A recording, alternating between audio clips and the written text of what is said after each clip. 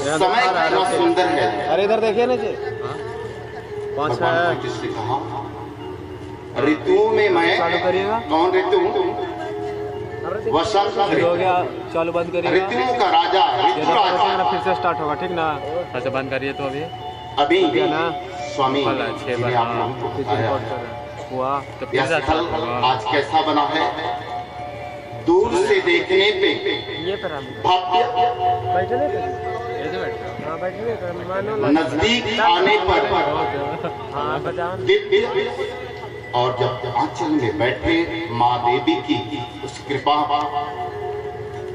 माँ की उस गोद में जब बैठते हैं तो ये लगता है सेठ तीनों के संगम में बैठ करके, और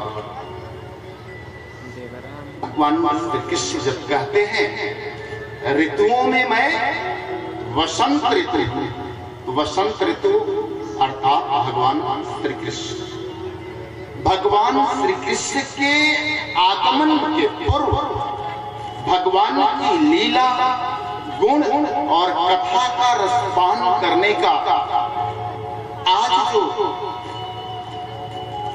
अवसर मिला है, यह जो इस पंडाल में उपस्थिति है, वह आध्यात्मिक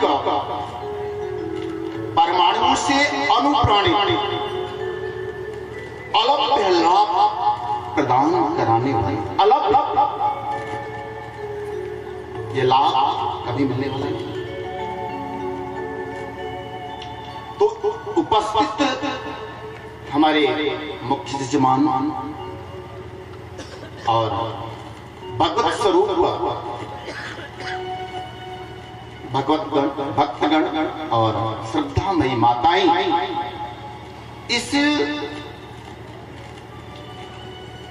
दूर संचार यंत्र के माध्यम से जो कथा श्रवण कर रहे हैं भक्तजन दूर दराज से, उन सभी इस मंच पर उपस्थित इस कथा में संगीत का रस घोलने वाले हमारे प्रिय भाई बंधु, आप सभी का इस मंच की तरफ से,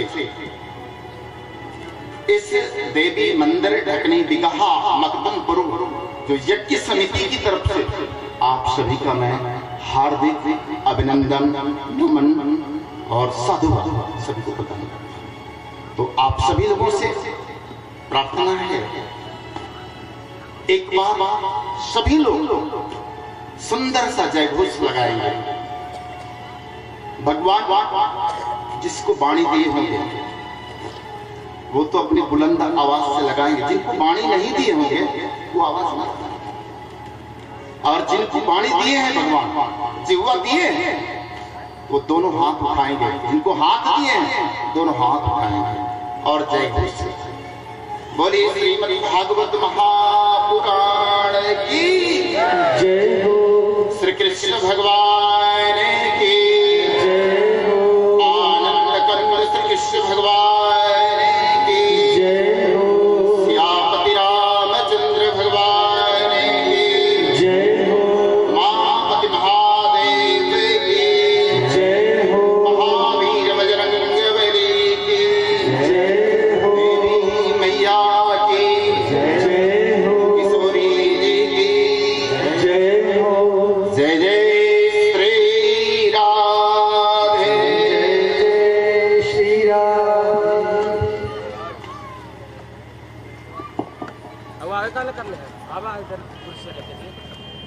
बड़ा ही सुंदर सौभाग्य है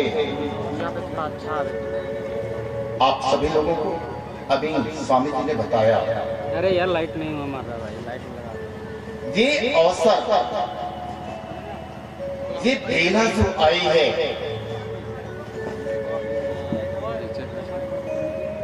जन्मांतरे पुण्यम लभेत भागवत कथा व्रत।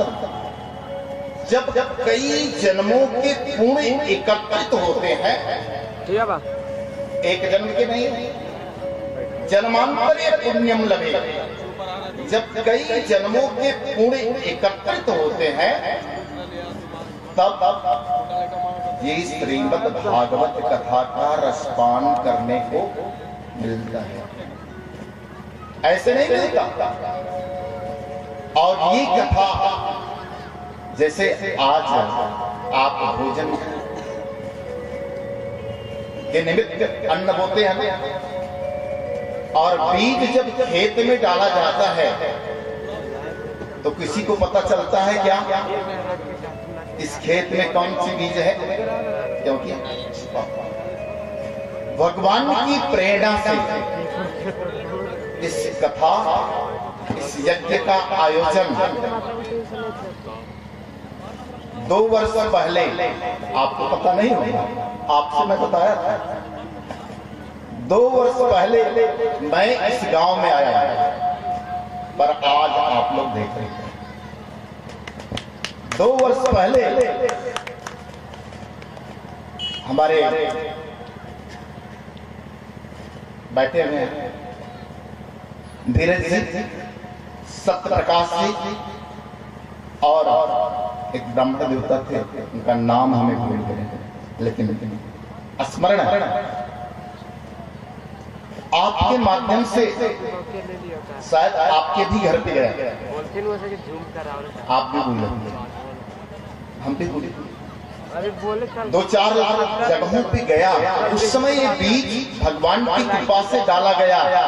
जैसे बीज जब डाला जाता है नहीं दिखता है, लेकिन जब वो वृक्ष बन करके फल देता है तो कितना रसमय होता है, वो आनंद की अनुभूति होती है। कल आप लोगों का परिश्रम जब देखा गया और हमारे युवाओं में जो जोश देखा गया, जो स्वामी विवेकानंद जी कहते थे, भारत की धरती पे वह आध्यात्मिक परमाणु और अणु है जो छिपा हुआ है, सिर्फ उसे उस पर्दे को हटाने की जरूरत है। नहीं, भारत की धरती से ही ये आध्यात्मिक अणु और परमाणु पूरे विश्व को मार्गदर्शन देने वाले बने।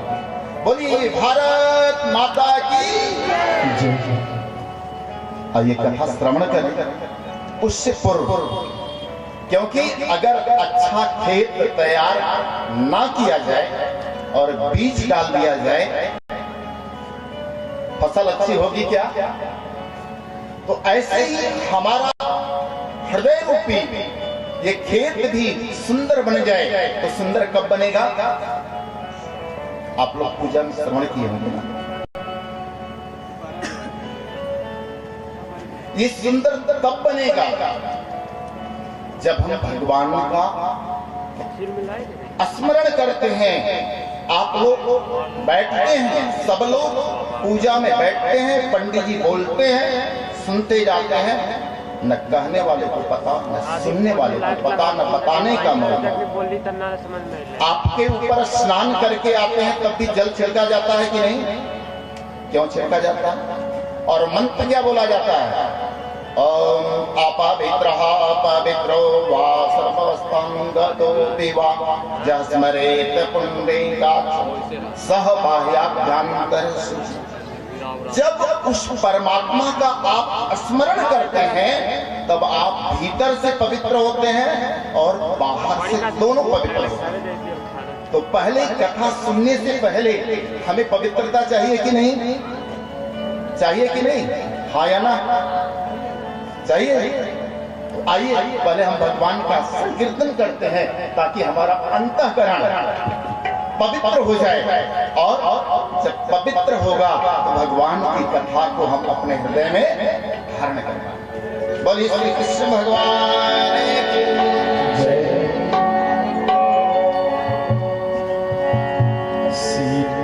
सीताराम सीताराम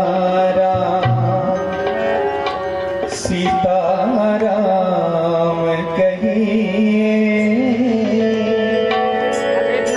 जाहि विधि रखे ताहि विधि रही।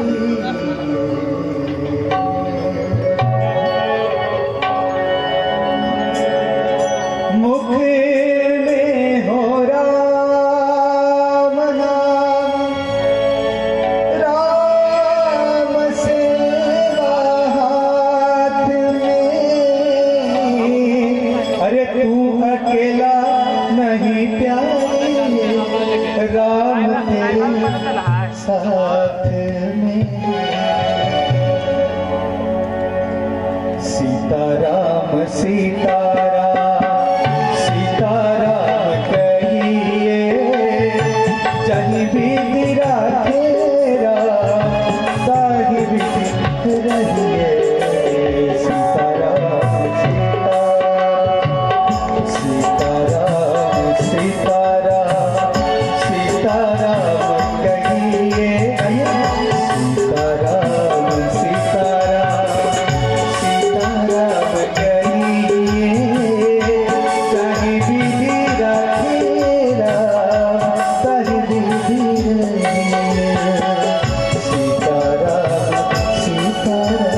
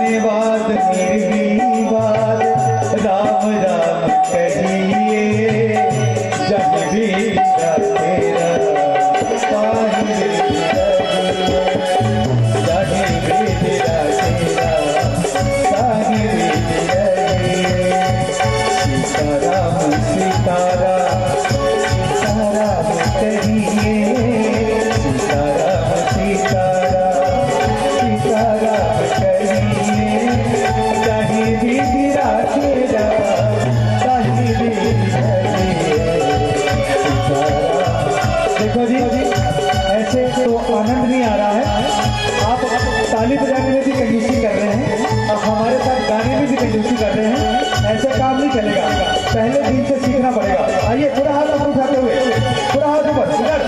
और क्या कहना है? रेडी 1 2 3 4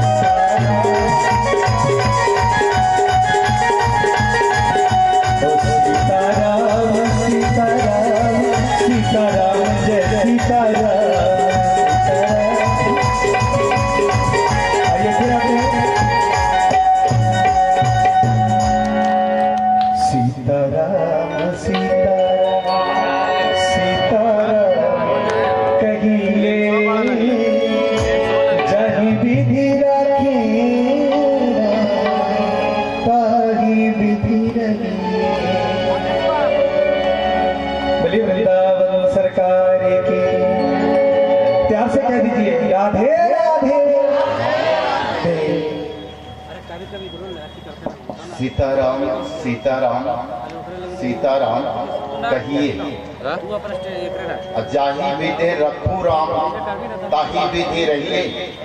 यही आप लोग बोले हैं। अभी कैसे हो नहीं ना, यही बोले, यही बोले। नहीं आपने सुना, मैंने क्या कहा?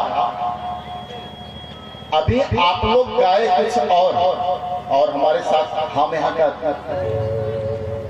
हमने कहा सीताराम सीताराम सीताराम कहिए, जाही विधि रखू राम ताही विधि रहिए।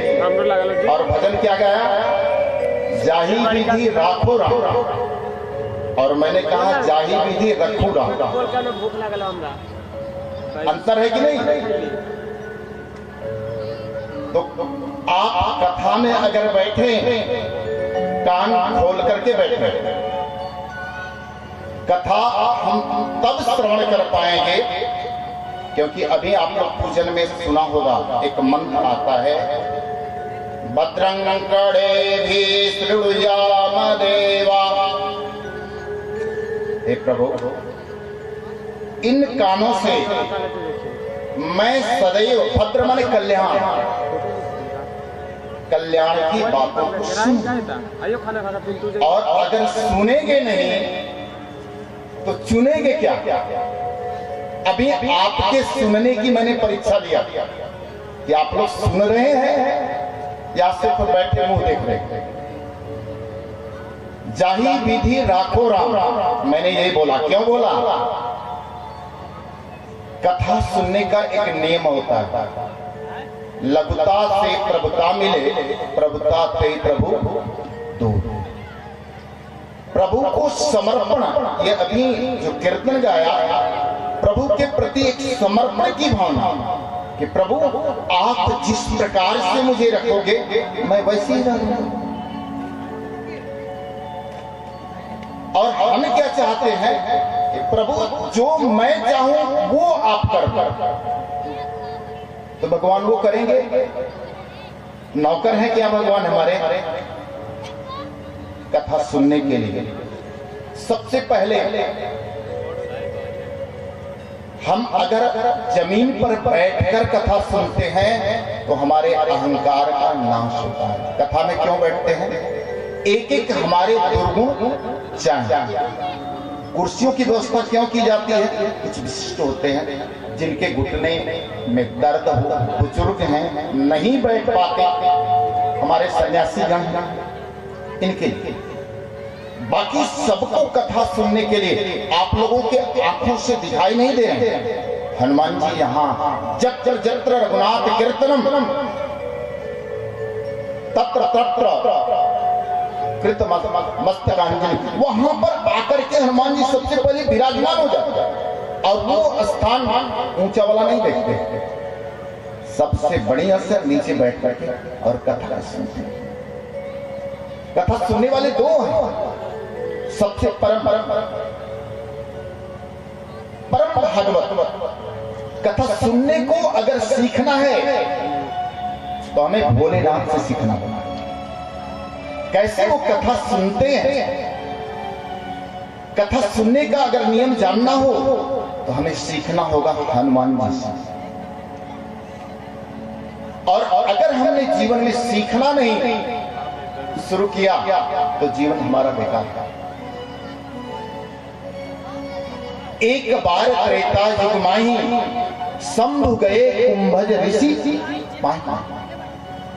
संग सती जग जननी भवानी अपूजे ऋषि अखिलेश्वर जान। अब सोचिए इस बात को गोस्वामी जी की चौपाई को पहले क्यों रखा? अभी कथा भागवत की शुरू नहीं किया, लेकिन सुनने से पहले, सुनाने से पहले वो आवश्यक चीजों को बताना। क्यों? आग लगी आकाश में, झरझर गिरे अंगार, संत न होते जगत में जल मरता संसार। साधु का ये दायित्व बनता है, साधु का ये कर्तव्य बनता है इस संसार में आए जहां आग के गोले, आग के गोले क्या है? हमारे दुर्गुण। इन दुर्गुणों से जो भरे हुए हैं उनको सद्गुण लाना, उन दुर्गुणों को निकालना इस साधु का दायित्व बनता है, इस साधु का कर्तव्य बनता है। इसलिए हम लोग पहले ही जा करके सोई हुई मानवता को जगाने के लिए यज्ञ का आयोजन करते हैं, उनके भीतर से एक एक दुर्गुण निकाला जा सके और सबके भीतर उस मानवता को प्रकट किया जाए। वेद कहते हैं मनुर्भव, मनुष्य बनो। मनुष्य हुए नहीं, पैदा हुए हैं, लेकिन मनुष्य बनना पड़ता है। और तो डाक पैदा हुआ तो डाक बोला जाएगा, कुत्ता बोला जाएगा, लेकिन मनुष्य आपको बनना। तो बनने के लिए हमें शास्त्र बने हैं, उस शास्त्र की मर्यादाओं का पालन करना। कथा सुनने के लिए आगे बैठना। किसको आगे बैठाया जाता है? पहले उन्होंने कहा कथा विज्ञ लोग, विद्वान लोग आगे बैठते हैं।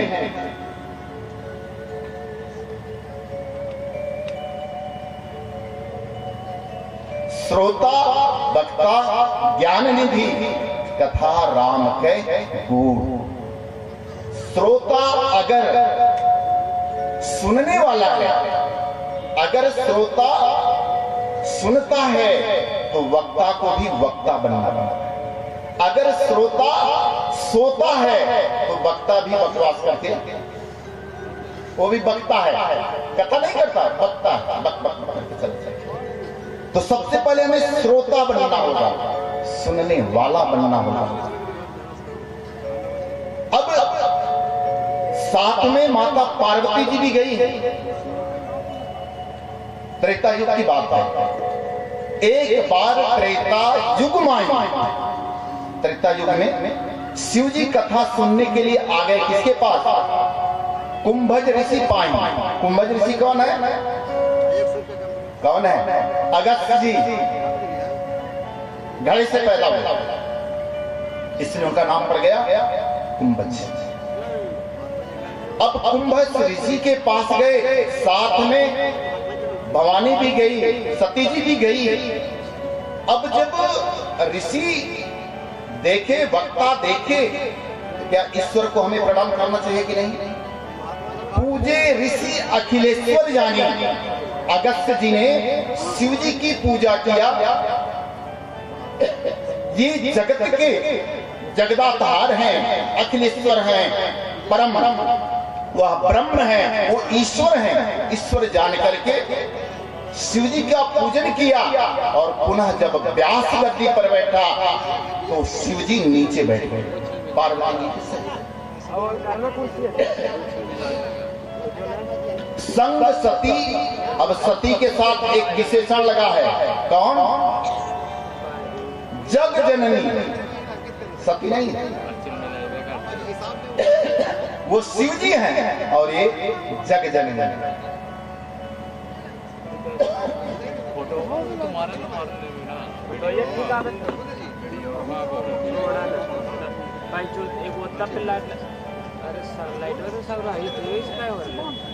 बोले श्री कृष्ण भगवान की जय हो। सती जी के पास जो विशेषण लगा था कि मैं तो जग जननी और जो हमारे पति की पूजा करे वो क्या कथा सुनाएगा? अब ये स्टेटस पे तारीफ करी। राम कथा पूरी हो गई, सती के मत्थे एक भी नहीं पड़ा। सती राम को जान ही नहीं पाई और उसका परिणाम क्या हुआ? सती को शरीर का त्याग, शिव का त्याग, सब कुछ निकाल दे। तो इसलिए ये सावधानी हमें भी रखना है। अगर हम कुर्सी पर बैठ करके कथा श्रवण कर रहे हैं, हमारे भीतर ये अभिमान ना आने पाए कि नीचे बैठने वाला छोटा है, कुर्सी पर बैठने वाला मैं श्रेष्ठ। और इस श्रेष्ठता की त्याग करने के लिए हमें जब नीचे बैठते हैं तो हमारे भीतर से उस अहंकार का विनाश। तो इसलिए जो बैठने में सामर्थ्यवान है वो आगे आकर के कथा को श्रवण करे। क्यों?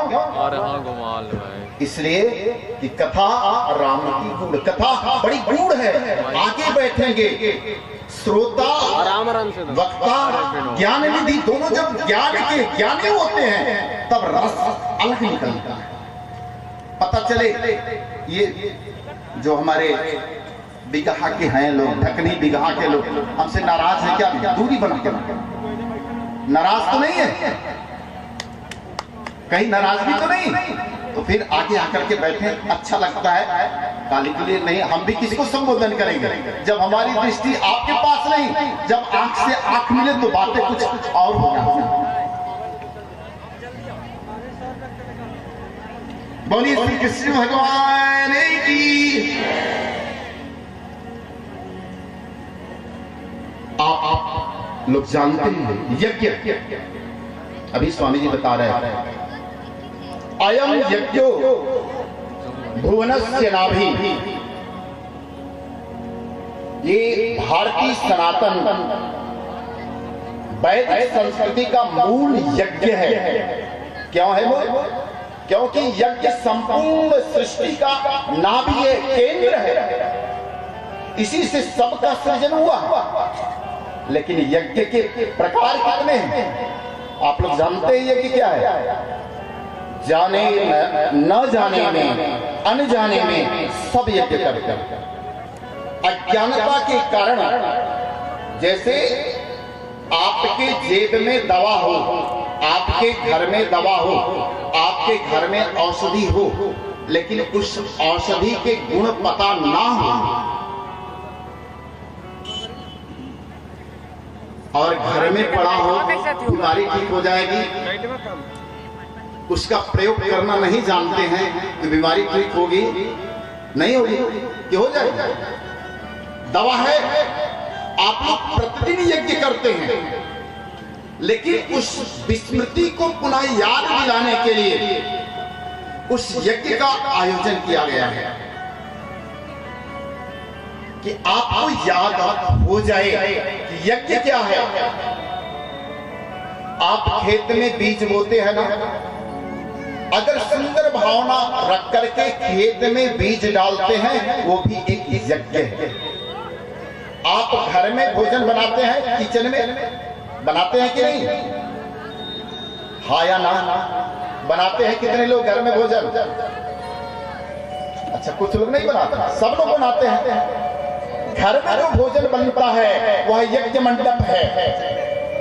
अगर घर में जैसे आप इस यज्ञ मंडप में आए, स्नान करके आए, सुंदर वस्त्र पहन के आए, ऐसे ही पहले हमारे राजाओं के पास किचन में गाली गलौज नहीं होता, क्रोध नाराजगी किचन में नहीं होती थी।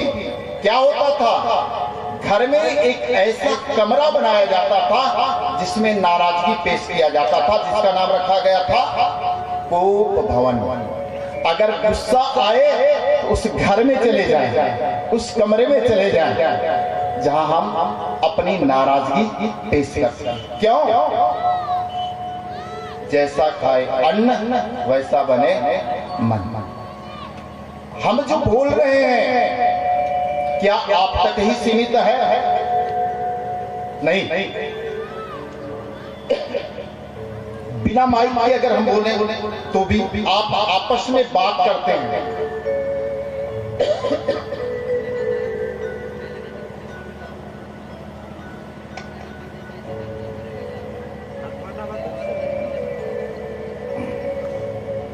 आप आपस में बात भी करते हैं, तो जो वाणी आपकी निकलती है उस दूसरे के कान तक ही सीमित रहता है क्या? वाणी को कितने लोगों ने देखा है? किसी ने देखा है? किसी ने नहीं देखा। वह हमारे मुख से एक तरंगे निकलती हैं और वो तरंगे चारों तरफ फैल जाती हैं। तो जब कीचन के भीतर आनो भद्रहा कृतो जंतु विशुतो दब्धातो अपरीतास उद्विदा, हे मानव, आपके लिए जहां भी कल्याण की बातें हो उस कल्याण की बातों को सुनो। इसीलिए गोस्वामी जी ने रामचरितमानस में लिखा, पहला ही श्लोक लिखा, वर्णानाम अर्थ संज्ञानाम रसानाम छंद सामपि मंगला नाम च करता रहो। हमारी वाणी सबके लिए मंगलमय बने। हमारी एक एक रचना, एक एक वाणी जो निकले वो क्या निकले? कल्याणकारी, सबके कल्याण के लिए। भगवान रामचंद्र जी ने इसीलिए एक मंत्र चयन किया था, वाचो बदत भद्रया। राम जी के जीवन को आप उठा करके देखिए, वाचो बदत भद्रया, भद्रया माने कल्याण। हमारी वाणी सबके लिए कल्याणमयी हो। भगवान से प्रार्थना सुबह करना चाहिए। अगर किचन में हम जाकर गुस्सा करेंगे तो गुस्सा वाली तरंग आपके अन्न में जाएगा कि नहीं? वो अणु परमाणु जाएगा कि नहीं? जाएगा नहीं। इसलिए किचन में स्नान करके शुद्ध भावना से भगवान का कीर्तन स्मरण करते हुए अगर भोजन बनाते हैं, उस पाकशाला में जाते हैं, तो पाकशाला क्या बन जाती है? यज्ञ भूमि, यज्ञ कुंड, वहां यज्ञशाला बन जाता है। और उस यज्ञशाला में जब हम भगवान को निवेदित करके वह एक एक ग्रास मुख में डालते हैं, क्या बोलते हैं? ओम प्राणाय स्वाहा, ओम अपानवाय स्वाहा, ओम व्यानवाय स्वाहा, ओम उदानवाय स्वाहा, ओम समानवाय स्वाहा। होता ना पंचकुंडी, क्यों रखा गया 5 कुंडी? पंचायतन की पूजा हुई है वहां पे 5 देवताओं की। कहीं भी कुछ करें 5 देवताओं की पहले पूजा अवश्य की जाए, पंचायतन की पूजा। इसलिए 5 कुंडी रखा गया। उस पंचायतन की पूजा और हमारे 5 प्राण को आहुतियां मिले, वो कैसे मिलेंगी? नाराजगी से, शुद्ध भावना से। अगर हम अपने घर में स्नान करके शुद्ध होकर के, शुद्ध वस्त्र पहन करके अगर भोजन करते हैं, भोजन बनाते हैं, तो वह भी पाकशाला, यज्ञशाला हो जाएगा। और वही यज्ञशाला से जो आहुतियां हम डालेंगे, तो जह ब्रह्मांडे सह पिंडे, जो ब्रह्मांड में है वो सब कुछ हमारे शरीर में है। सारे 33 करोड़ देवता हमारे शरीर के भीतर हैं कि नहीं? तो सारे देवताओं की तृप्ति हो जाएगी। ये यज्ञ जो करते हैं वो हमारे भीतर सब लोग तृप्त हो जाएंगे। तो कल से इस नियम का पालन कितने लोग करेंगे? करेंगे आप लोग? नहीं करेंगे? बोलिए श्री कृष्ण भगवान की। पहला, कल से यज्ञ हर घर में शुरू हो जाए। शुरू होना चाहिए कि नहीं? होना चाहिए। कमाल है, हमारी माता है स्वीकार किया।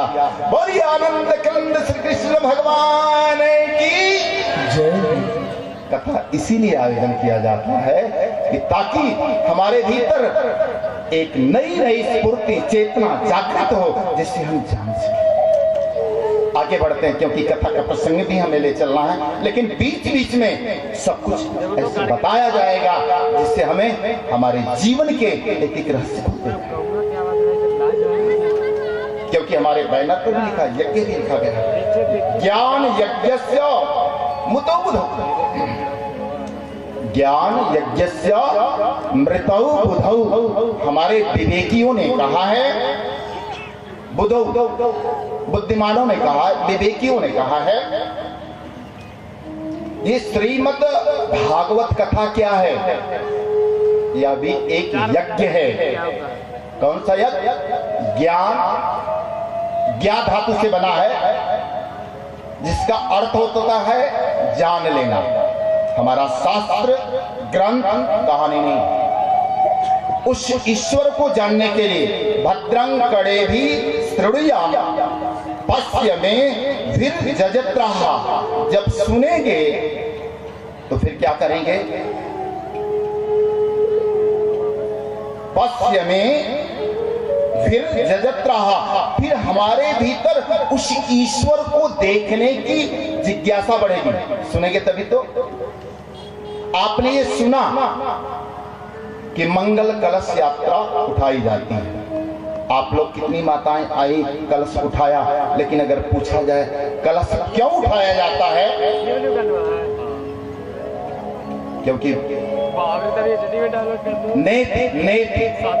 इसका अंत नहीं है, अथाह सागर है, और इस अथाह सागर को सबका जानना कठिन है, लेकिन उस परमात्मा को अगर जान लें तो सब कुछ जान लेंगे कि नहीं?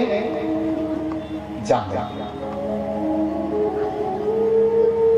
सबको जान लेंगे। इसलिए कलश क्यों उठाया जाता है आप लोगों को मालूम है? आप लोग जो कलश लिए थे ना, कलश में क्या क्या डाला गया? कलश आपके स्वरूप का एक तन का प्रतीक है, नारियल। नाम कैसे सुने? खाली दुआ सुना है, उस पर रखा जाता है। उसमें पंच पल्लव डाले जाते हैं। अब कथा विस्तार होते जाएगी, इसलिए शार्ट में बताता हूं। उसमें जल भरा जाता है, उसमें द्रव्य डाला जाता है, उसमें पंच रत्न डाला जाता है, उसमें पूरी प्रकृति का आप देखेंगे तो जल संरक्षण, प्रकृति संरक्षण, पर्वत का संरक्षण, लक्ष्मी का संरक्षण, और सारी नदियां आपके शीश पर होती हैं। कंठ में ब्रह्मा विष्णु महेश तीनों का उस कलश में स्वरूप बताया गया है, उस ब्रह्मांड का स्वरूप, और उस ब्रह्मांड को आप अपने मस्तक पर ले करके चलती हैं। इससे बड़ा और कोई सौभाग्य होगा का? बोलिए यज्ञ नारायण भगवान की, यज्ञ नारायण भगवान की जय। ये जीवन बड़ा सरल नहीं, आसानी से नहीं मिला। हम 7 दिन खर्चा पानी में, हम लोग सिर्फ धन का संचय करना जानते। हम लोग समझते हैं अपने गृह कार्य को कर लिया, सारा कार्य हो गया। आप कितना धन कमा सकते हो? महाराज मनु, आप लोग मनु का नाम सुना होगा, जिससे ये पूरा, जैसे एक बीज डाल दीजिए, न जाने कितनी जड़ बन जाती है उसके पास ना, जब अंकुरित होता है। एक तना बनता है, कितनी डालियां बनती हैं, कितने पत्ते लगते हैं, कितने फल लगते हैं। वही मनु महाराज हमारी मूल है, और पूरी धरती के वो संचालन कर रहे थे, सबका देख रेख कर रहे थे। ऐसे में मनु महाराज के भीतर एक बार बड़ा पीड़ा हुआ। क्यों? उनके मन में आया, धन की 3 गति होती है, चौथा नहीं होती। क्या? धन खाए तन लगे, धन खाए तन लगे, धर्म किए संग लगे, और रुक जाए तो जंग लगे। लगेगा कि नहीं? जिन जिन लोगों ने 2-2 हजार की नोट कहाँ छुपाया था लोग? टॉयलेट में, कोई नीचे गड्ढा बना के, कोई तहखाना बना करके, और सारी नोट कहाँ रह गई? जंग लग गया, जेल भी गए, अपमानित भी भय कि नहीं? अगर आप यहां से दूसरे देश जाएंगे तो ये नोट चलेगा? चलेगा? आपको बॉर्डर पर ही उसका बजाना पड़ता है ना।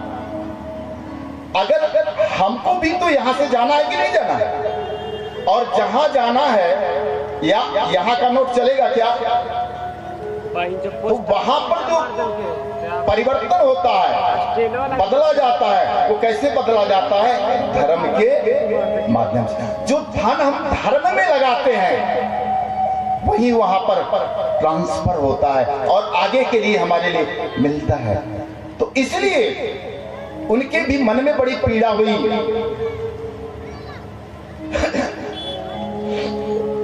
हो ही न विषय विराट, भवन बसत बहा चौथपन, हृदय बहुत दुख लाग, जन्म गयो हरि, जन्म गयो हरि, भजन बिना। चौथापन आ गया, हमने भजन नहीं किया। ये पीड़ा मनु महाराज को आई, और जब मनु महाराज को ये पीड़ा आई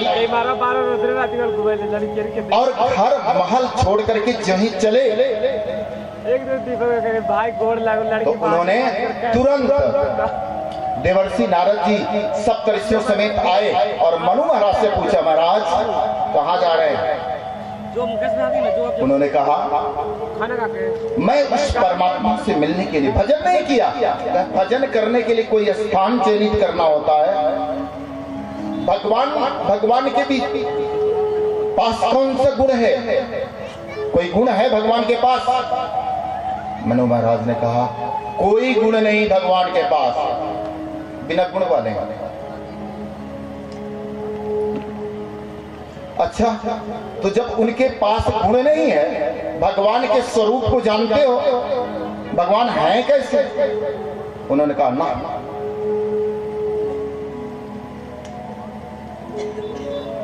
अच्छा, भगवान कहाँ रहते ये जानते हो? आप यहां से जाओगे, कहां जाकर के कहीं पर रुकते हैं भगवान? पालोगे? ना। अगुण, अखंड, अनंत, अनादि। ईश्वर क्या है? अगुण है, उसके पास कोई गुण नहीं। त्रिगुणातीतम भव भय हरणम, तीनों गुणों से अतीत है। अखंड, उसको विभाजित नहीं किया जा सकता। आज जब वैज्ञानिकों ने कहा कि मैंने उस परमात्मा का पता लगाने के लिए जब गए, कहे भगवान परमाणु है। हमारे ऋषि का परमाणु कैसे हो सकते हैं? परमाणु का भी विभाजन होता है कि नहीं? Electron, proton, neutron. तो ऋषियों ने कहा, जो इलेक्ट्रॉन, प्रोटॉन, न्यूट्रॉन को अपनी अपनी कक्षा में गति देने वाला होता है, वो हमारा ईश्वर है। अखंड, उसको खंडित नहीं किया जा सकता, उसको बांटा नहीं जा सकता। अनंत, उसकी कोई सीमा नहीं है, किसी आकार में है ही नहीं। अनादि, उसका आदि, और जब आदि नहीं तो अंत कहां, और आदि अंत नहीं तो मध्य कहां? है ही नहीं, अनादि है। अगुण, अखंड, अनंत, अनादि, जेहि चिंतहि परमारथ वादी। जिसका चिंतन परम तत्व को जानने वाले, उस परमात्मा को जानने वाले तत्ववेत्ता संत जिसका ध्यान करते हैं, उस परमात्मा को जानने के लिए मैं जा रहा हूं। तो आप लोगों के भीतर भी वो जिज्ञासा जागृत होना चाहिए कि नहीं? आइए एक भजन के माध्यम से इन विषयों को हम व्यक्त करते हैं और श्रवण करते हैं। बोलिए श्री कृष्ण भगवान की।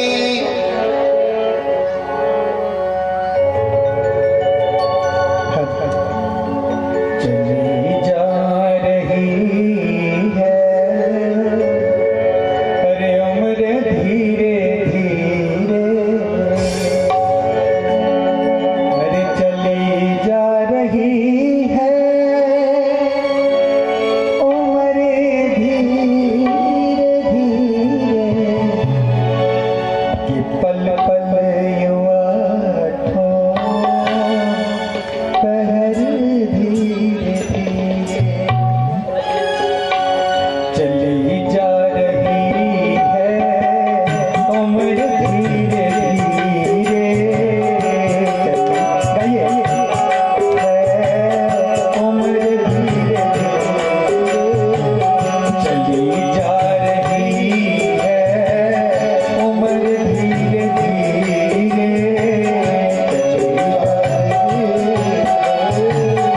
उम्र धीरे धीरे, चली जा रही है उम्र धीरे धीरे,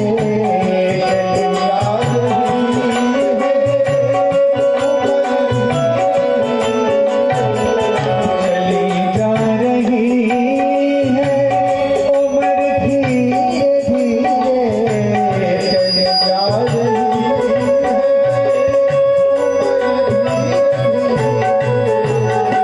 पल पल युवा पहर धीरे धीरे,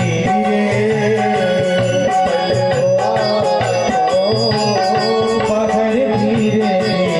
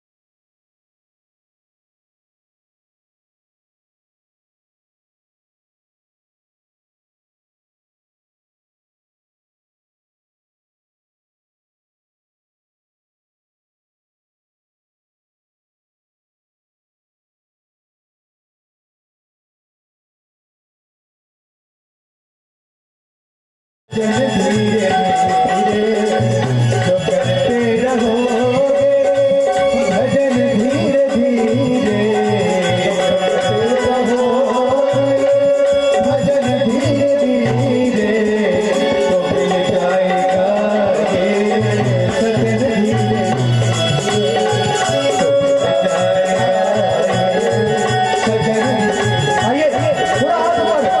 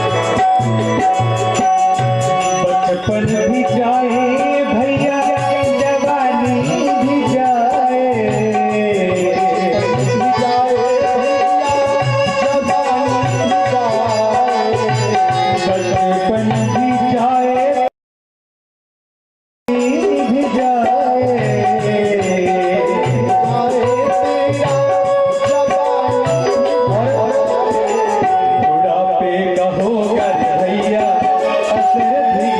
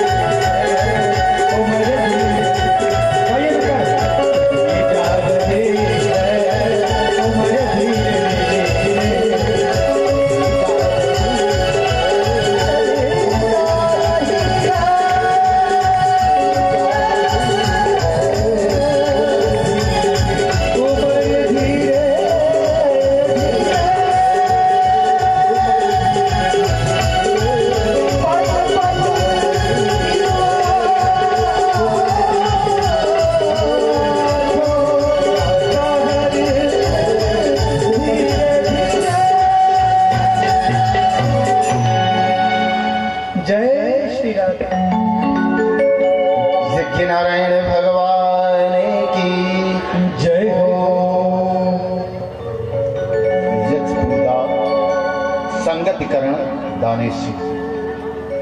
यज्ञ में 3 चरण होते हैं। यज पूजा, देवताओं का पूजन सुबह आप लोगों ने किया, तो पहला चरण यज पूजा, देवताओं का पूजन, आराधन, स्तुति। दूसरा होता है संगतिकरण, जो आप लोग बैठे हैं महापुरुषों के, संतों के सानिध्य में बैठ करके कथा का श्रवण करना। तीसरा आप लोगों से आज मैं मांगूंगा, अभी आप लोग कर भी रहे थे, श्रम दान। दान तीसरा चरण क्या है यज्ञ का? दान। गोदान करते हैं, श्रम दान करते हैं, द्रव्य दान करते हैं, अन्न दान करते हैं, श्रद्धा का दान। और अभी हम एक दान आपसे मांगेंगे, देने के लिए तैयार हैं आप लोग? सभी लोग? सभी लोग? आप लोग नहीं देंगे, महाकंजूस हैं। घबराइए नहीं, हमें एक दान आप लोग दे भी रहे, शांति दान। और कुछ नहीं मांगोगे, शांति दान। और जब शांति दान मिलेगी तभी हम कथा की तरफ चलेंगे। अब हम भगवान की कथा की तरफ प्रवेश करते हैं। सच्चिदानंद रूपाय विश्वोत्पत्त्यादि हेतवे तापत्रय विनाशाय श्री कृष्णाय वयं नमः। एक बार सभी लोग हाथ जोड़ करके भगवान श्री कृष्ण का ध्यान करते हुए भगवान के चरणों में अपनी सेवा समर्पित करेंगे। बोलिए श्री कृष्ण भगवान की जय हो, सुगल सरकार की जय हो। हे प्रभु, वयम नुमः, हम सभी मिलकर आपके चरणों में अपना नमस्कार करते हैं, प्रणाम करते हैं। भगवान का तटस्थ लक्षण स्वरूप क्या है? स्वरूप लक्षण। भगवान की कथा क्यों सुने? भगवान का स्वरूप क्या है? सच्चिदानंद रूपाय, सतघन, चितघन, आनंद घन। घन माने घनीभूत ठोस, जिसमें किसी का प्रवेश ना हो। भगवान क्या है? सत्य स्वरूप है। आपका एक गांव सत्य है या असत्य? आपसे प्रश्न पूछ रहा हूं। सत्य है? नहीं। क्यों नहीं है? क्योंकि जो सत्य होता है उसमें परिवर्तन नहीं होता। आप अपने जीवन, अपने गांव का परिवर्तन देख रहे हैं कि नहीं? देख रहे हैं कि नहीं? आप अपने शरीर का परिवर्तन देख रहे हैं कि नहीं? देख रहे हैं ना? इसलिए शरीर भी परिवर्तनशील है, ये भी सत्य नहीं है। चित्तघन, जहां पे जो नित्य है, अनित्यता नहीं है।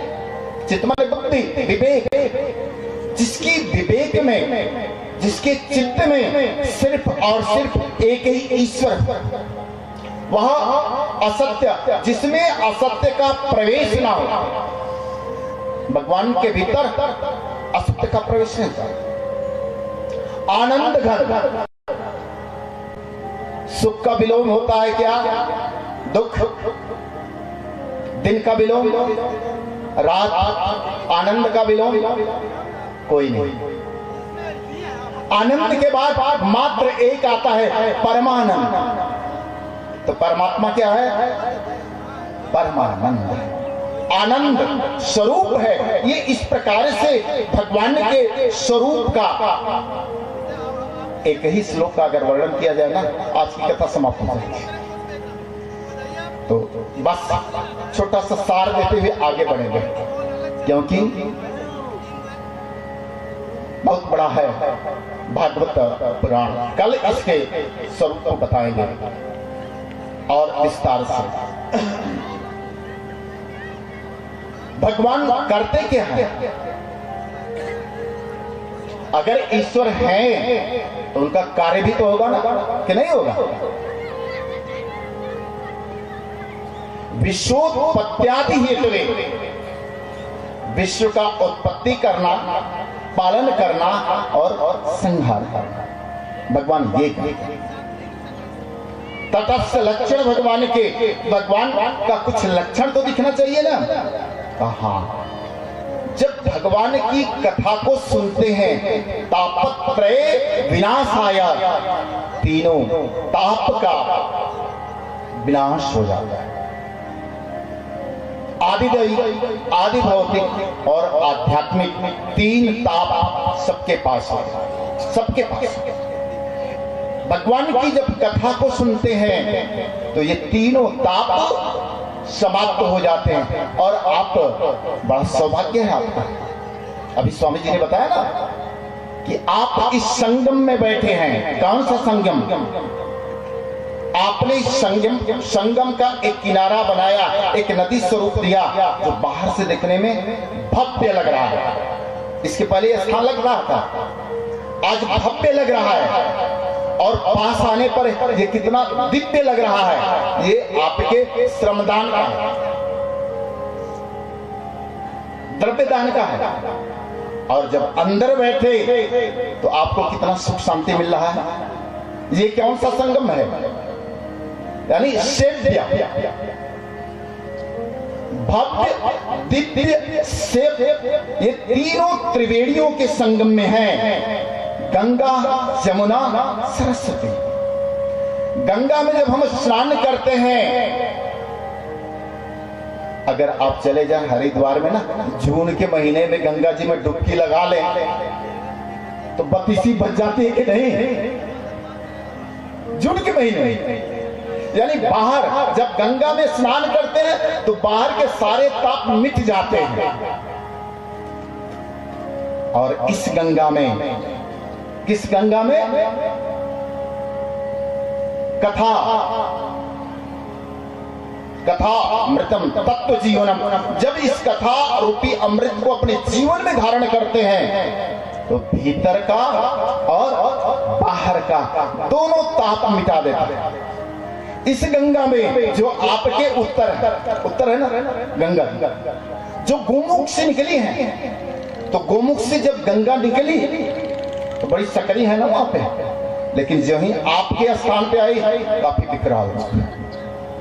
ऐसे ही ये भी गंगा है, वह गंगा भगवान के चरणों से निकली, भागीरथी।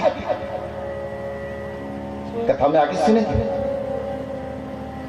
वामन भगवान जब बलि के पास गए थे, अपना विकराल रूप धारण किया, जब ब्रह्मलोक में अपना पैर को बढ़ाए, ब्रह्मा जी जल्दी से उनके चरणों को धुला और कमंडल में वही गंगा है।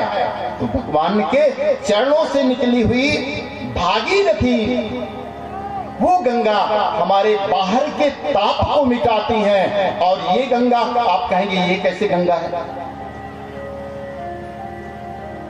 जब भागवत को लेकर के वेदव्यास जी भगवान विष्णु जी के पास गए, आप अगर पढ़ाई करने के लिए जाएं और आपको सर्टिफिकेट ना मिले तो आप पढ़े हैं कि अनपढ़ हैं, किसमें जोड़े जाएंगे? अनपढ़ ना, क्योंकि सर्टिफिकेट नहीं है। तो भागवत की रचना जब किया, क्योंकि ये भी गंगा पहले 4 श्लोकों में थी, बाद में 18,000 श्लोकों में, यानी विस्तार हुआ। में देखिए, जब ब्रह्मा जी गए विष्णु भगवान के पास गए, आपका सिग्नेचर हो जाए। सचिव का सिग्नेचर नहीं हुआ, अंक तालिका आप मार्कशीट तैयार कर लेंगे, वो मार्कशीट मान्य होगी क्या? होगी? अच्छा, बातें समझ में आ रही है कि नहीं? कितने लोगों को बातें समझ में आ रही है? सबको? बोलिए श्री कृष्ण भगवान की जय। इसलिए मैं सरल भाषा में, क्योंकि जब पार्वती जी ने पूछा ना शंकर जी से, जब गरुड़ जी गए थे, नहीं ले जाएंगे कि प्रभु आप राम कथा के इतने रसिया हैं, पुनः करुण को राम कथा नहीं सुनाए, भेज दिए काकभुसुंडी के पास। तो उन्होंने कहा खग जाना है खगही की भाषा। आज जो भाषा है, अगर पूरा संस्कृत बोला जाए तो किसी की समझ में आने वाला, तो जो हम भाषा जान रहे हैं उस भाषा में अगर समझाया जाए तो सबका आसान रहेगा कि नहीं रहेगा ना। इसलिए जब वो गए, भागवत की रचना कर लिया, लेकिन सिग्नेचर सचिव का हुआ नहीं। भगवान ने कहा इस पर साइन मैं क्यों करूं? उन्होंने कहा भगवता प्रोक्ता भागवतम, आपके मुख से हमारे हृदय में प्रकट हुआ। भगवता प्रोक्ता भागवतम, ये आपके मुख से निकली हुई है, इसलिए ये भागवत है। तो ये भागवत भगवान के मुख से निकली हुई गंगा है, और ये भागीरथी जो आपके उत्तर बह रही है भगवान के चरणों से निकली। अब उस भागीरथी में स्नान करने में एक भय है कि नहीं? अगर गहरे जल में गए तो पता चला गए, लेकिन इस गंगा में जितना गहराई में उतरेंगे, जितना गहराई में उतरेंगे उतना ही आनंद को प्राप्त होगा। तो ये गंगा अच्छा है या वो गंगा जो दोनों भीतर और बाहर दोनों ताप को मिटाने वाली, ये भागवत कथा है। अब ब्रह्मा जी सोचे, मां लक्ष्मी के पास गए, आप भी सिग्नेचर कर दीजिए ना। सचिव का होता है तो कुलपति का भी होता है, हेडमास्टर का भी चाहिए। अगर हेडमास्टर का अगर सिग्नेचर ना हो तो मार्कशीट फिर भी अमान हो जाएगी। तो लक्ष्मी माता ने कहा इसमें कहीं हमारा वर्णन किए हो? हमारा तो नाम ही नहीं लिखा, मैं क्यों करूं? उन्होंने कहा माता भगवत्या प्रकटा भागवतम, आप भगवान के हृदय में धारण करती रहती हैं, और भगवान के हृदय में, उनके हृदय से निकली है, यानी आपके द्वारा भी भगवता प्रोक्ता के यहाँ व्याकरण की दृष्टि से भगवत्या प्रोक्ता भागवतम। इस अगर इस धारणा से भी देखा जाए तो भी, और आप भगवान के हृदय में बसती हैं और ये भगवान के हृदय से निकली हुई है, इसलिए आपका भी सिग्नेचर जरूरी है। तो फिर कहा आज से ये भागवत कथा नहीं होगा, श्री मद भागवत, यानी श्री माने लक्ष्मी, मद माने उनका भी सब कुछ। तो तब इसका नामकरण किया गया श्रीमद् भागवत कथा। बोलिए श्रीमद् भागवत महापुराण की जय। इस प्रकार से इस कथा का शुभारंभ। बातें तो बहुत कुछ बतानी है, लेकिन समय, एक बार 88,000 ऋषियों ने अपने मन में विचार बनाया, क्यों ना चला जाए, एक ऐसे यज्ञ का अनुष्ठान किया जाए। यहां तो 7 दिन के यज्ञ करने में आप लोगों को कितना समझे, हमें क्या बताना है, अभी भी कितना संघर्ष चलेगा ये भी पता नहीं। और उन ऋषियों ने 1000 वर्ष का एक अनुष्ठान करना चाहा, और उस अनुष्ठान के निमित्त सोचे कि भाई कोई अनुष्ठान करना है तो सबसे पहले ज्योतिषी से पूछा जाए, तभी तो रखा जाएगा ना। आप एक शादी के लिए जाते हैं तो चले आ जाए भाई, साहित्य देखा जाए, तो वो भी गए कि 1000 वर्ष तक जो यज्ञ चले उसमें व्यवधान न आए, सारे देवताओं का पूजन किया जाए, और वो कौन सा स्थल हो, इसके लिए अब ब्रह्मा से बड़ा कोई ज्योतिषी है क्या? ब्रह्मा जी के पास में, और ब्रह्मा जी के पास जाकर के उन लोगों ने कहा ब्रह्मा जी प्रणाम किया, साष्टांग दंडवत किया, हाँ हम लोग आए हैं एक ऐसा यज्ञ करना चाहते हैं, जो निर्विवाद निर्बाध बिना किसी रुकावट के 1000 वर्ष चले, ऐसा कोई स्थान बताएं। तो आज होता है ना, आप पानी पूछने जाइए तो कोई कलश, कोई पूर्वा पानी क्या क्या अपना विधि लोग लगाते हैं ज्योतिष। उसी प्रकार से ब्रह्मा जी ने जाकर के अपने मन से एक चक्र का निर्माण किया और उसकी नेमी का मतलब समझ रहे हैं, चक्कर बनता है तो उसका बीच में होता है ना नेमी, धूरा, जिसमें से तिलियां लगती हैं। उस मनस चक्र को छोड़ा और कहा जहां पे ये नेमी रुक जाए वही स्थान उपयुक्त, उसी स्थान पे। अब ब्रह्मा जी ने मनस चक्र छोड़ा और वह चक्र घूमते घूमते घूमते हुए आया, और जब भारत की भूमि पे आया और वहां पर वो कुंठित होकर के रुक गया, उस स्थान का जहां पे चक्र कुंठित हुआ उसको कहते हैं चक्र कुंड तीर्थ। और वह एक जंगल में रुका था, उसका नाम पड़ा नैमिषा रण, जहां पे मन चक्र की निमि रुकी, इसलिए उसका नाम नैमिषा। अरण्य माने जंगल, अरण्य माने जंगल, वहां पर निमि रुकी, इसलिए उसका नाम क्या पड़ा, नैमिषारण्य। और जहां पे चक्र गिरा वहां पर एक कुंड तैयार हुआ। आप नैमिषारण्य में जाएंगे तो वहां पर देखेंगे चक्र तीर्थ कुंड है, वहां पर आज भी है। इसलिए उस स्थान को चयनित किया। और आज तो ये सब साधन है, वन में क्यों? और इस बात को मैं एक बार एक जंगल में गया था, कहीं दूर नहीं, उत्तर प्रदेश का ही एक जंगल था, चंदौली जिला में मूसाखाड़ बंदा पड़ता है, कैमूर की पहाड़ियां थी। उसी पहाड़ियों में मैं 9-10 किलोमीटर अंदर गया और जाने को तो चला गया, और एक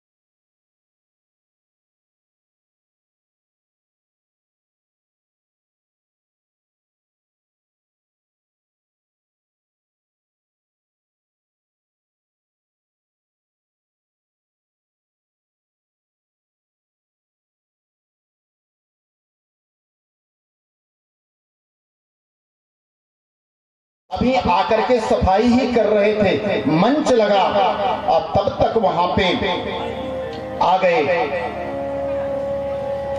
कौन आ गए? सूत जी आ गए। और जब ही सूत जी आए, सूत जी के आते ही सारे ऋषियों ने खड़ा हो गया। नैमिषे सूतमासीन मभिवाद्य महामतिम कथामृत रसस्वाद कुशलः शौनको ब्रवीत। कथा रूपी अमृत का रसास्वादन करने में कुशल। आप कहेंगे कथा सुनने में भी कोई कुशलता होती है क्या? अरे आए चुपचाप बैठ गए, कथा सुन लिया? नहीं, पता चला आप आकर के यहाँ बैठे हैं फिर भी कथा सुन नहीं पाए। इसमें भी एक कुशलता होती है। अगर आप बढ़िया से कथा सुने नहीं, आकर के बैठे, क्योंकि कथा में तीन चीजें बड़ी ही प्रबल होती हैं। दो चीजें कथा जो ही सुनने आएंगे ना, नींद की गोली काम नहीं करेगी, लेकिन कथा सुनने में बैठे ना तो सो निद्रा देवी आ जाएंगे। इसीलिए बीच में भजन कराया जाता है, ताली बजवाई जाती है। राम कथा सुंदर कर तारी, संशय विहग उड़ावन हारी।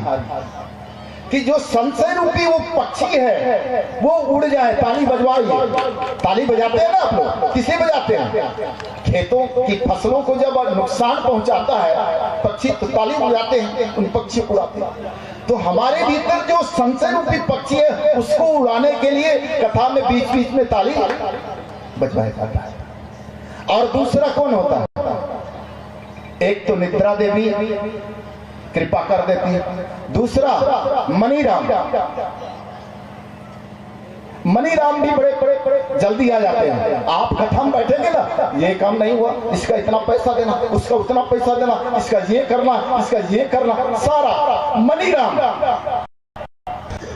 तो निद्रा देवी आने और मनीराम इसमें प्रवेश न कर पाए, इसलिए बीच में भजन और तालियों का सहयोग कराया जाता है। बोलिए श्री कृष्ण भगवान की।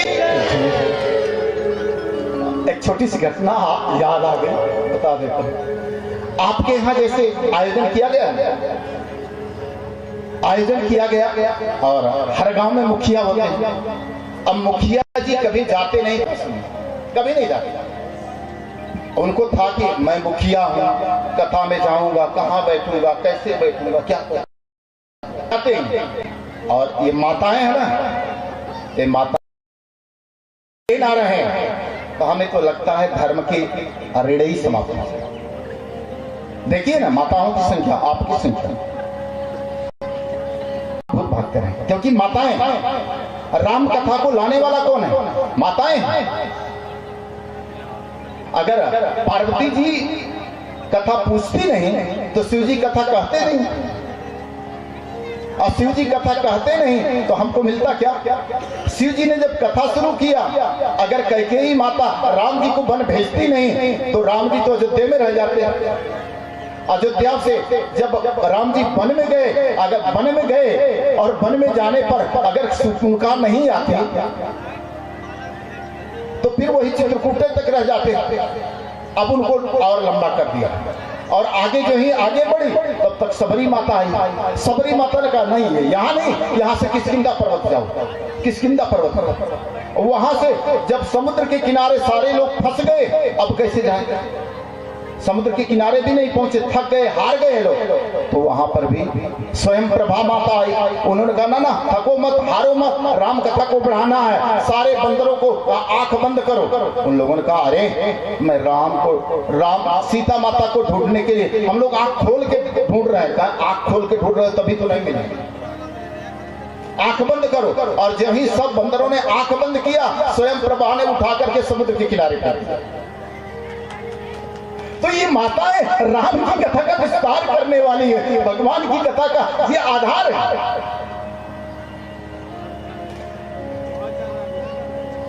अब वो माता मुखिया जी से कहे, मुखिया जी पूरा जीवन बीत गया, कम से कम आज कथा सुनने के लिए तो जाइए। बड़ा रिक्वेस्ट किया, उनके मन में आया, कभी गया नहीं, आज चलता हूं, राम कथा भगवान भागवत कथा सुनी लेता।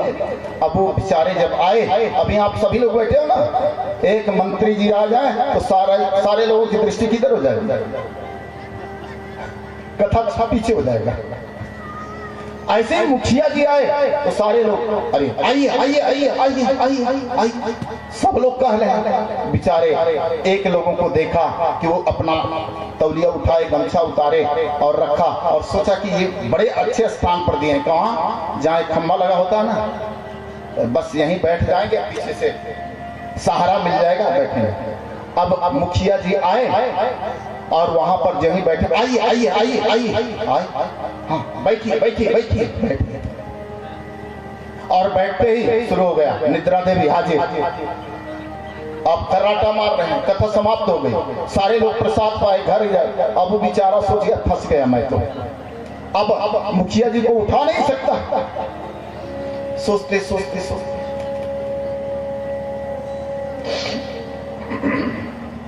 उसने अंत में कहा जाइए जाइए, कुछ नहीं कह पा रहा, जाइए, निद्रा खुला, जाइए, कथा समाप्त। हाँ, थोड़ा सा प्रसाद दिया बेचारा अपने में से और लेकर के चले आए। पत्नी ने पूछा स्वामी कथा कैसी लगी? अरे बड़ा आनंद आया, बहुत आनंद आया। अच्छा, कथा में क्या सुना आपने? बहुत आनंद आया। क्या सुने? सुना? आइए आइए, बैठिए बैठिए, जाइए जाइए।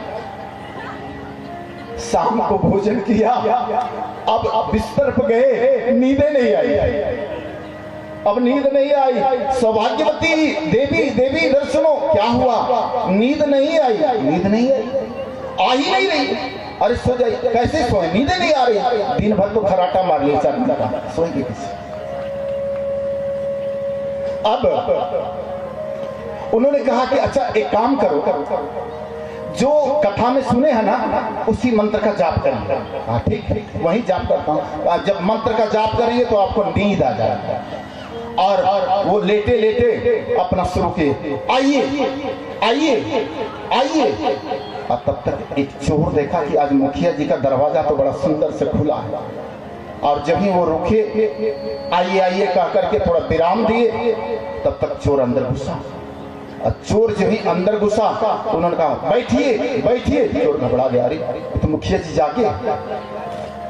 और कुछ देर के बाद मुखिया जी कहे जाइए जाइए। चोर बड़ी तेजी से भागा, और जब ही भागा द्वार से कुछ ही दूर गया था, तब तक मुखिया जी की पुनः मंत्र चालू, आइए आइए आइए।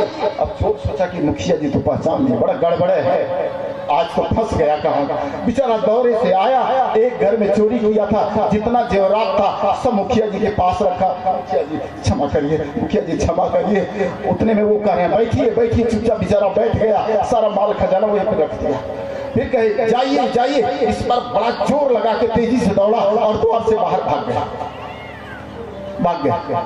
सुबह हुआ, देवी देवी क्या हुआ? अरे ये देखिए चमत्कार हो गया, मंत्र लगता है सिद्ध हो गया, मंत्र सिद्ध। पत्नी ने कहा, मैंने कहा ना भगवान की कथा सुनोगे तो अब अगर कथा में नहीं गए होते तो चोर चोरी भी कर लेता ना। यानी भौतिक के साथ साथ ये तो कथा सत्य हो या असत्य हो, लेकिन एक प्रेरणा जरूर देती है कि अगर हम भगवान की कथा में जाएंगे, कथा को श्रवण करेंगे, तो भौतिक और आध्यात्मिक दोनों लाभ होगा। इसलिए पत्नी ने कहा अब कथा में जाया करो, मंत्र आपकी सिद्ध हो गई। वो समझ गई, पत्नी चतुर थी, भगवान की कथा में जाती थी। तो इसलिए कथा सुनने का भी एक कुशलता होना चाहिए, सचेत जागृत अवस्था में, एक सहारा नहीं। बोलिए श्री कृष्ण भगवान की। कथा के बड़े मर्मज्ञ थे शौनक ऋषि, उम्र में भी बड़े थे, पर सारी कथाएं नैमिषारण्य में हुई, चाहे सत्यनारायण व्रत कथा हो, चाहे कोई पुराण की कथा हो, और सारी कथाओं को कहने वाले कौन है? सूत जी। शौनक ऋषि ने पूछा है, इसीलिए कहा गया है श्रोता वक्ता ज्ञान निधि कथा राम के को। जब सौनक ऋषि जैसे श्रोता हो और सूत जी जैसे वक्ता हो तो कथा एक न एक, यहाँ तो कथा 7 दिन कहना पार हो जाता है, वहां पर 1000 वर्ष तक और रोज नित नई नई कथाएं सुन। तब तो इतना सब कुछ कथा है हमारे बीच में आया। उन्होंने सौनक ऋषि ने साष्टांग दंडवत किया सूत जी के सामने। भले उम्र छोटी हो लेकिन उन्होंने योग्य समझा। चिंता मणिर्लोक सुखम सुरद्रोह स्वर्ग संपदम प्रयच्छति गुरु प्रीतो वैकुंठम योगी दुर्लभम। सूत जी से कहा, सूत जी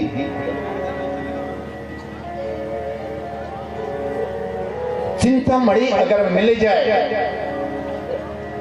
तो हमें लोक सुखम, इस भौतिक सुख को प्रदान कर सकती है, स्वर्ग की संपदा दे सकती है। स्वर्ग क्या है? आप लोग स्वर्ग को क्या समझते हैं? 5 स्टार होटल स्वर्ग क्या है? इसीलिए गोस्वामी जी ने लिखा स्वर्ग हूं स्वल्प अंत दुख दाई। 5 स्टार होटल में आप जाएंगे, जितने दिन की बुकिंग है, जब तक पेट में नोट है तब तक तो कमरा है आपका। अगर नोट खाली, कमरा, जब तक आपके पुण्य है तब तक आप स्वर्ग में रहेंगे। पुण्य छीड़ पुनः कीट पतंगा कुछ भी बन जाएंगे। स्वर्ग के राजा थे, नहुक सिंहासन पर बैठे थे और अंत में आकर के क्या बन गए?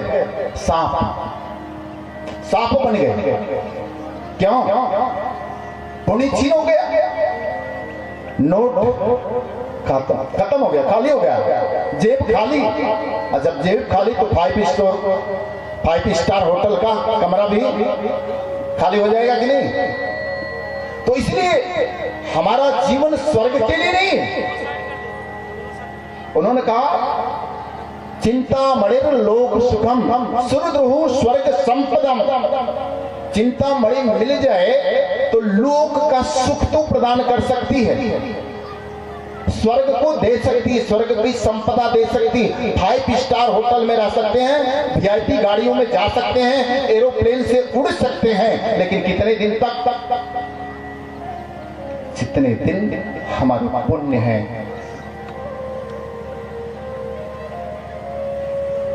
पुण्य छीड़म भवे कीट मत्सर कुछ नहीं। तो इसलिए कहा प्रीतो वैकुंठम योग दुर्लभम। कब? प्रयच्छति गुरु। जब गुरु मेहरबान तो चेला भी पहलवान हो जाएगा कि नहीं? हमारे शास्त्रों में संत कहते हैं गुरु मेहरबान तो चेला पहलवान।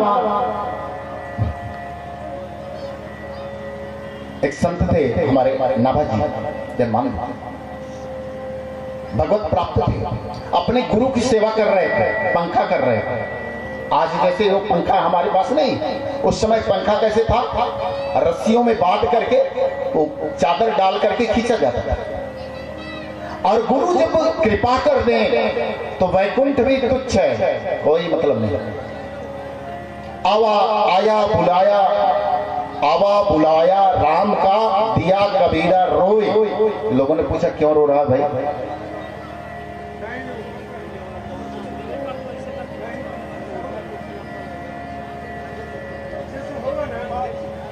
बोले वृंदावन बिहारी लाल की।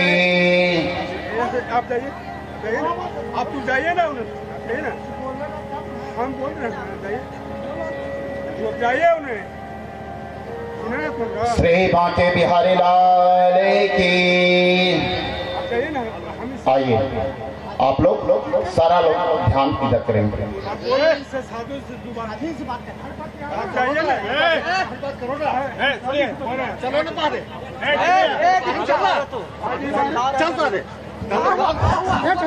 बोले श्री बांके बिहारी लाल की जय।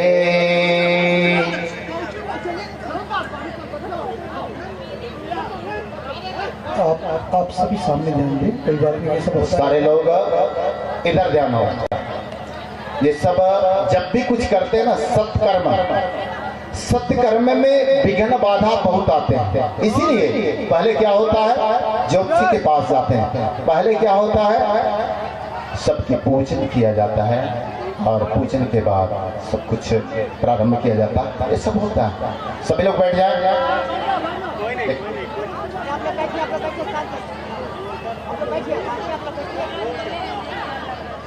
आइए सभी लोग भजन का।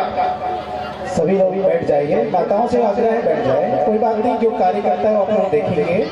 सभी माता लोग बैठ जाइए। बोल बांके बिहारी लाल की। देखिए बैठ जाइए, देखिए आदेश जैसा लगे वैसे करें। बैठ जाइए, सभी लोग बैठ जाइए। सभी माता बहनें बैठ जाइए। और हमारे कार्यकर्ता जो लोग हैं वो लोग वाणी का स्मरण करते हैं। सभी लोग आइए, कीर्तन करते हैं। आइए।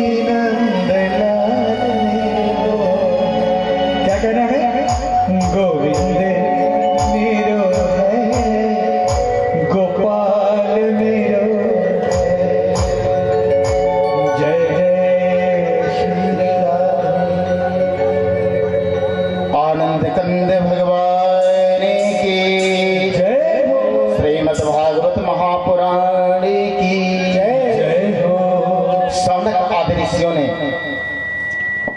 88,000 ऋषियों का वो नेतृत्व कर रहे हैं। किसी भी कार्य को करने के लिए एक मुखिया की, प्रतिनिधि की जरूरत है, क्योंकि उन्होंने प्रश्न किया, अज्ञान ध्वांत विध्वंस कोटि सूर्य समप्रभा। हे गुरुदेव, सूत जी से कहा, ये घोर अज्ञानता का अंधेरा समाज में छाया हुआ। ये क्या था? अज्ञानता। अज्ञान तिमिरांधस्य ज्ञानांजन शलाकया चक्षुरुन्मीलितं येन तस्मै श्री गुरुवे। क्योंकि अज्ञानता है, और उस जैसे अमावस्या की रात की अंधियारी हो, अगर उसमें सूर्य उदित हो जाए तो अंधेरा दूर हो जाता है कि नहीं? छट जाता है। ऐसे ही हमारे कई जन्मों की अज्ञानता हमारे भीतर समाहित है। सूत जी से कहा, आप गुरु हो, आप करोड़ों सूर्य के उस देदीप्यमान प्रकाश को प्रदान करने वाले हो। एक एक अंधेरे को, अज्ञानता को मिटा देने में आप समर्थवान हो। सूताख्याही कथा सारम, उस कथा का सार। दूध का सार क्या है? मंठा, दही, घी। उस कथा का सार, कथा सारम मम कर्ण रसायनम, मेरे कान में वो रसायन जाए ताकि हमारे अंदर की अज्ञानता मिट जाए। जन्म जन्म के, कई जन्मों के जो हमारे भीतर वो मल है, स्वच्छ हो जाए, निर्मल हो जाए। इसलिए आपसे एक विशेष आग्रह है। आज इस कलिकाल में अज्ञानता के कारण मनुष्य अपने शरीर को ही आत्मा मान बैठा है। शरीर के सुख में, शरीर को समृद्ध करने में, अपने वैभव में सिर्फ अपना पूरा जीवन निकाल देता है। वह रसायन दे, वह दवा दे, जिससे मनुष्य का जीवन सुधर जाए, आनो भद्रा, सबके कल्याण की बात। सूत जी ने कहा, ये प्रश्न सार्वभौमिक है, सिर्फ अकेले आपके लिए नहीं, ये सार्वभौमिक है, सबके हित के लिए। ये कथा किसी व्यक्ति के लिए नहीं, पर जिसने समर्पण, बलिदान, त्याग और सब कुछ तन मन तेरा तुझको अर्पण क्या लागे मेरा, उसको तो लाभ मिलेगा और दूसरे को नहीं मिलेगा। सूत जी ने कहा, उसके लिए एक ही है, श्रीमद् भागवतम शास्त्रम कलौ कीरेण भाषितम, आपको इस कलयुग के समस्त पापों का विनाश करने वाला, सारी अज्ञानता को मिटाने वाला एक शास्त्र है। कलौ कीरेण, इस कलयुग के समस्त संतापों को मिटाने वाला भागवत शास्त्र है, उसका मैं आपको श्रवण करता हूं। तो कुछ भी दुकान पे आप खरीदने जाते हैं तो सबसे पहले क्या करते हैं? इसकी कोई गारंटी है ना? एक गलियों में भी बेचने वाला आता है ना, भाई ले लो, क्या ले लो? अरे तरबूज ले लो, ये शक्कर से मीठा तरबूज है, आवाज लगाता है, हमारा तरबूज ले लो भाई, कोई तरबूज ले ले, ये शक्कर से मीठा है।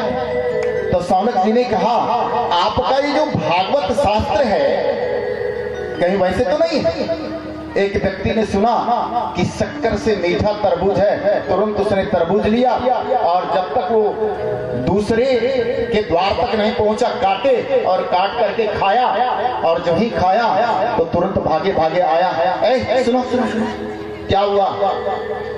आपने कहा कि तरबूज मीठा, मैंने खाया, मीठा तो नहीं। तो उसने कहा मैंने कहा क्या? पहले बातों को सुना मैंने। कहा तुमने तो कहा ये तरबूज शक्कर से मीठा है। यही बात तो अब भी मैं कह रहा हूं। हमारे तरबूज में जब शक्कर लगाओगे तो मीठा होगा, और नहीं शक्कर लगाओगे तो। बोलिए आनंद कंस कृष्ण भगवान की। जब श्रद्धा से बैठोगे तो ये भागवत आपका कल्याण करेगा। अगर श्रद्धा से नहीं बैठोगे, प्रेम नहीं, समर्पण नहीं, तो ये कथा एक कान से सुना, दूसरे कान से चला गया, कोई फायदा नहीं। तो श्रद्धा से सुनो। जब श्रद्धा से सुनेंगे तो कल कीरे कलयुग के समस्त पापों का विनाश करने वाला है, अवश्य ही विनाश करेगा। हर प्राणी को आनंद प्रदान करने वाला है, और ये भगवत प्राप्ति का एक साधन है, कहानी नहीं, भगवत प्राप्ति का साधन है। मोह का निवारण करने वाला, मोह संताप हारणम, मोह रूपी ताप को समाप्त करने वाला है। आज लोग डिप्रेशन में रहते हैं, टेंशन, टेन माने टेंशन माने अंग्रेजी शब्द है ना, टेन माने 10, सन माने सूर्य। एक सूर्य का ताप अगर दोपहर में 10 दिन बाद बैठ जाए, कोई सह पाएगा? नहीं। और जब 10 सूर्य का ताप पड़ेगा तो यहाँ कह रहे कोटि सूर्य सम प्रभाव, करोड़ों सूर्य की प्रभाव, उसको कैसे प्राप्त कर पाएंगे? जब गुरु कृपा होती है। क्योंकि जब गुरु को लोग नहीं समझ पाते, गुरु कहते किसको? गुरु कोई हाड़ मांस का पुतला नहीं होता, गुरु कोई शरीर नहीं होता, गुरु कोई व्यक्ति नहीं होता। अचतुर्वदनो ब्रह्मा, भले ही उसके पास 4-4 मूड़ियां ना देखें, 4-4 सिर ना देखें, लेकिन फिर भी वो ब्रह्मा है। अचतुर्वदनो ब्रह्मा, भले ही बदन से वो 4 सिर वाला ना दिखे, फिर भी वो ब्रह्मा। द्विबाहु रबरो हरि, भले ही उस गुरु के पास 4 भुजाएं ना हो, फिर भी वो हरि है, 2 भुजा के साथ हरि है। अभाल लोचने शंभु, भले ही उसके मस्तक में तीसरा नेत्र ना दिखे, फिर भी वो शंभु। नास्ति भाले लोचना, भले ही मस्तक में तीसरा नेत्र ना दिखे, लेकिन फिर भी वो शंभु। गुरु साक्षात परब्रह्म, इससे ऊपर भी कहा। ये तो ब्रह्मा विष्णु महेश सगुण रूप हैं भगवान, प्रकृति के एक एक गुणों को धारण करके प्राप्त की है। कहा इससे ऊपर पर ब्रह्म विधि हरि हर जाको ध्यान धरते हैं। ब्रह्मा विष्णु महेश जिसका ध्यान करते हैं, विधि हरि हर। आप लोग फोटो में देखे होंगे ना कि ब्रह्मा जी भी ध्यान करते हैं, विष्णु भगवान भी ध्यान करते हैं, शिव जी भी ध्यान करते हैं। विधि हरि हर जाको ध्यान धरत है। मुनिजन सहस 88,000 ऋषि भी ध्यान करते हैं। सब सोई हंस तेरे घट माही, वही हंस आपके शरीर में है। अलग पुरुष अविनाशी, वो अविनाशी वो है गुरु, जिसका ब्रह्मा जी ध्यान करते हैं, जिसका विष्णु भगवान ध्यान, जिसका शिव जी ध्यान करते हैं, जो सर्वज्ञ है, सबके जड़ में चेतन में सब में समाहित है, वो होता है गुरु। इसलिए गुरु मेहरबान तो चेला भी। हमने नाभा जी का प्रसंग बता रहा था कि नाभा जी अपने गुरु की सेवा कर रहे थे, आंख नहीं थी। एक समुद्र की लहरों में पड़ गया, अपने गुरु को पुकार रहा था, गुरुदेव गुरुदेव मुझे बचा लो, नहीं तो ये तूफान में चले जाएंगे। और नाभा जी के गुरु जी अपने ध्यानस्थ में भगवान को सुंदर सी पुष्प की माला लेकर के पहनाना चाह रहे थे।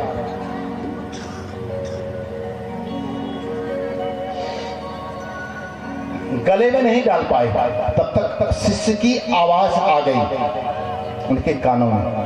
अब परेशान, भगवान को माला पहनाऊं या शिष्य को बचाने करूं क्या? क्योंकि जब मां गर्भ जन्म देती है, अपने गर्भ में धारण करती है, तो हमें स्मशान तक की यात्रा करवाती है। और गुरु जब हमें अपने गर्भ में धारण करता है, संस्कार द्विज उच्चते, जब संस्कारित करता है, उसको द्विज बनाता है, दूसरा जन्म करवाता है, तो उसे जन्म और मृत्यु के चक्कर से छुड़वा देता है। बोलिए श्री सद्गुरुदेव भगवान की जय।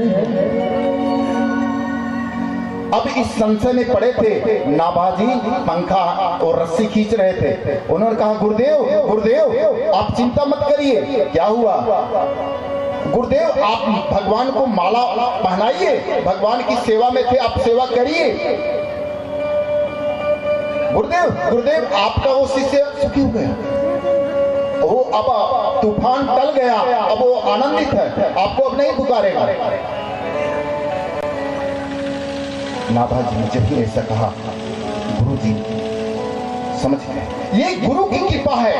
तो जो जिनके पास आंख नहीं है, उसके अंदर के हृदय को अज्ञान तिमिरांधस्य ज्ञानांजन शलाक्या, वो ज्ञान का अंजन जब लगाता है, चक्षुरुन्मीलितम, वो भीतर के उस नेत्र को उन्मीलित कर देता, खोल देता है। और जब नेत्र खुल जाता है, फिर भूतो भविष्यति साफ।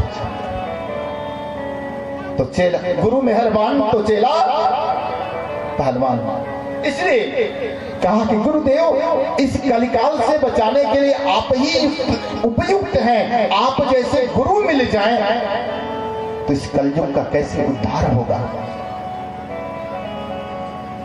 तो सौनक जी ने पूछा कि ये भागवत पुराण किसी का उद्धार किया है? कोई एक उदाहरण तो दीजिए, तब तो जाने कि नहीं सच में ये भागवत सबका कल्याण करने वाला होगा। बिना महात्म्य को जाने कोई सामान कोई ले पाता है क्या? कुछ लेने से पहले उसका महात्म्य जानते हैं। तो सौनक जी ने पूछा कि इस भागवत को सुनने का महात्म्य क्या है? तो उन्होंने कहा एक कथा के माध्यम से मैं बताता हूं, आप उसको श्रवण करें। एक बार बद्रिकाश्रम में नारद जी घूमते हुए गए और वहां पर जब बद्रिकाश्रम में गए थे तो सौनक आदि ऋषि से बता रहे हैं सूत जी, वहां पे सनकादिक ऋषि चारों भाई हमारे पूर्वजों के पूर्वज पर देखने में आज भी 5 साल के बालक हैं। आज भी सनक सनंदन संत कुमार सनकादिक, ये चारों भाई, उन चारों भाइयों ने जब देखा तो बड़ा आनंदित हुए। अरे आओ नारद जी आओ, कम से कम आज तो मिल गए ना। क्योंकि सनकादिक ऋषियों का जीवन का एक ही लक्ष्य है, कथा मात्रैक जीवनम। हमारे जीवन में उन लोगों ने भगवान की कथा को ही धारण कर लिया, या तो कथा सुनेंगे या तो कथा सुनाएंगे। कोई ना मिले तो 3 भाई में से एक भाई व्यासपीठ पर बैठ जाए और 3 भाई सुन लें। जब नारद जी मिले कहे चलिए कम से कम एक कथा सुनने वाला तो बढ़ गया। जैसे हम लोग लगाए सोच रहे हैं कथा सुनने वाले बढ़ जाए भाई, सबका कल्याण। पर जब नारद जी को देखा तो नारद जी का 6 इंच का चेहरा ना सबको बता देता है आपके पास है क्या, आप सुखी हैं, आनंदित हैं, चिंतित हैं। अब देखा तो नारद जी का 12 बजा हुआ है,